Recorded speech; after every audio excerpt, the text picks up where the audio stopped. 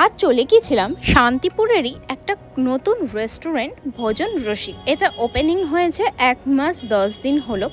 এই রেস্টুরেন্টের অ্যাম্বিয়েন্সটা কিন্তু খুব সুন্দর। আর এইখানে কিন্তু তোমরা সেলফি তুলতে পারো, ভালো ভালো ভিডিও করতে পারো। আমি কিন্তু চলে এসেছিলাম সেই মতো এইখানটা ছিল পার্কিং করার জায়গা। আর এখানে যে চাঁদটা দেখতে পাচ্ছ, এখানে কিন্তু সুন্দর ফটো তুলতে পারবে তোমরা। আর এই রয়েছে ওপরের অ্যাম্বিয়েন্সটা। এছাড়াও নিচেও কিন্তু বসার সুন্দর জায়গা রয়েছে, নিচে বসেও খেতে পারো, চাইলে তোমরা ওপরেও খেতে পারো। আমরা কিন্তু ওপরটাই সিলেক্ট করলাম। আজকে চলে এসেছি শান্তিপুরের আমাদের এখানে জলেশ্বর মন্দিরের এইখানে একটা নতুন রেস্টুরেন্ট ওপেন হয়েছে, যেটার নাম হচ্ছে ভোজন রসিক। তো এই নতুন রেস্টুরেন্টটার খাবার দাবার ট্রাই করতে চলে এসেছি। দেখা যাক এইখানকার খাবার দাবার কেমন। এছাড়া অ্যাম্বিয়েন্সটা কিন্তু খুব সুন্দর।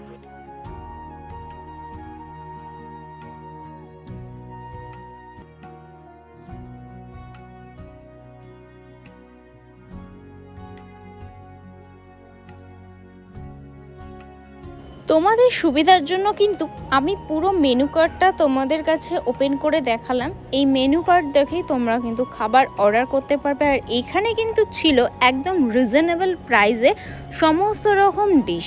তোমরা যা খেতে চাও তাই কিন্তু এখানে পেয়ে যাবে। ইন্ডিয়ান, চাইনিজ, মোগলাই সব কিছু কিন্তু এখানে তোমরা পেয়ে যাবে একদম রিজনেবল প্রাইসে। আর খাবারগুলোও কিন্তু খুব সুন্দর ছিল।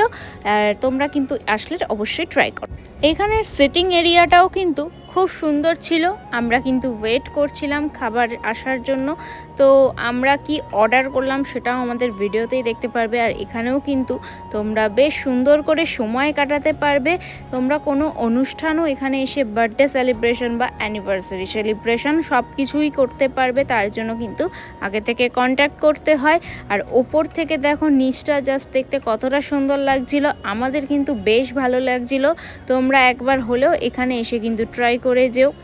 এইখানে স্টাফদের ব্যবহারও কিন্তু খুব ভালো ছিল, কেউ খারাপ ব্যবহার করেনি। আর হচ্ছে এখানকার অ্যাম্বিয়েন্সটা বেশি সুন্দর লেগেছে আমার। আর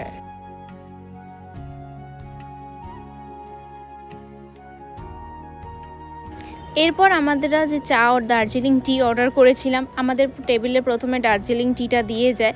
তো দার্জিলিং টিটা আমরা ভেবেছিলাম যে মিল্ক দিয়ে হবে, কিন্তু তা নয়, এটা নর্মাল দার্জিলিং টি দিয়েছিল। এরপর আমরা খাবার অর্ডার করে দিয়েছিলাম কম্বো। আমরা নিয়েছিলাম দুটোই ইন্ডিয়ান কম্বো। একটাই ছিল বাটার নান আর মাটন কষা, একটাই ছিল পোলাও চিকেন কষা।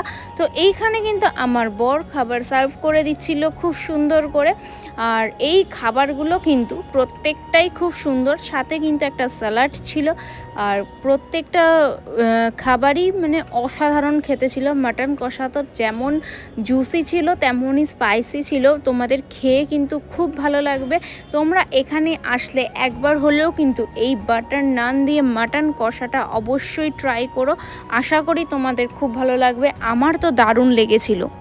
রেস্টুরেন্টে একটা ব্যাপার কি, যে মেনু কার্ডে কিন্তু বেশিরভাগ ডিশই আলাদা থাকে। যেমন রাইসটা আপনাকে আলাদা করে নিতে হবে, আবার রাইসের সাথে আর একটা সাইড ডিশ খাবার জন্য চিলি চিকেনটা আলাদা নিতে হবে। এতে কিন্তু রেস্টুরেন্টের প্রফিটটা বেশি হয়। আর আমরা কিন্তু কোথাও গেলে আলাদা আলাদা ডিশটা কমই অর্ডার করি। আমরা কিন্তু এই রকম হচ্ছে কম্বো অর্ডার করে নিয়ে থাকি। আর এই কম্বোগুলোতে কিন্তু খাবার যেমন দেয় পরিমাপে, তেমন কিন্তু ওটা দুজনের ইজিলি হয়ে যায়। তোমরাও কিন্তু এরকম কম্বো অর্ডার করে নিতে পারো। যেমন এখানে পোলাও আর চিকেন কষার কম্বোটাও অসাধারণ ছিল, খেতে কিন্তু দারুণ ছিল।